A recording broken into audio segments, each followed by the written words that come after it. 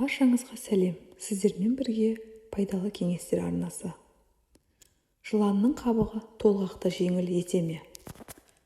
Мен қара қазанға құрт қайнатып, нанды тезекке көмген, табаға жапқан ауылдың қызымын. Кішкентайдан қозы-лақ қайырып өскен біздің бойымызға әжелеріміз құлағымызға құйып отыратын ырым-тыйым әбден сіңген.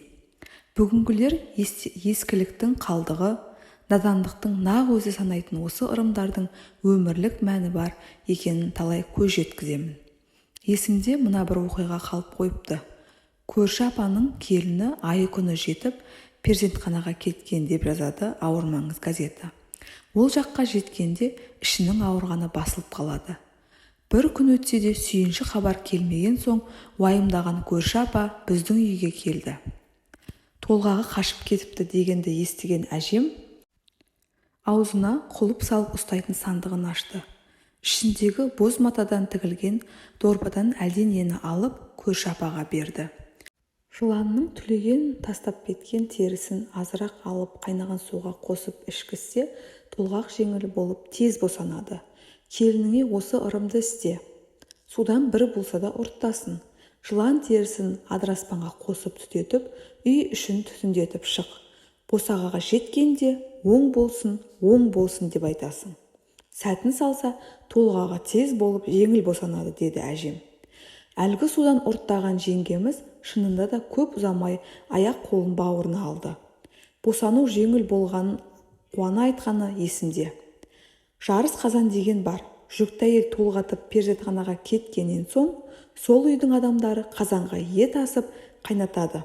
Сол ет пісем дегенше әйел де аман-есен босанады деген наным бар, деп жазады Ауырмаңыз газеті. Сосын өзімде кездескен жағдай.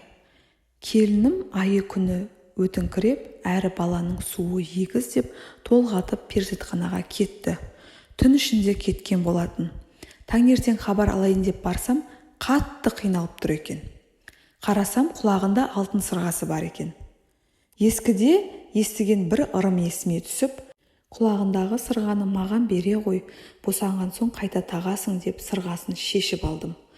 Шашын да болмай, жай орамал астында ұстауын тапсырдым да, аман есен босануын тілеп үйге кеттім. Жете сала жарыс қазан қайнаттым. Көп ұзамай ұлды болды. Айтайын дегенім, әйел адам босанатын кезде денесінде темір нәрсе тұрмау керек деген ырымды естуші едім. Олай етсе, толғағы темірдей қатты болады дейтін. Ал сіз ырым-тыйымға сенесіз бе? Астына комментарийге жаза кетіңіз. Соңына дейін тыңдағандарыңызға рахмет.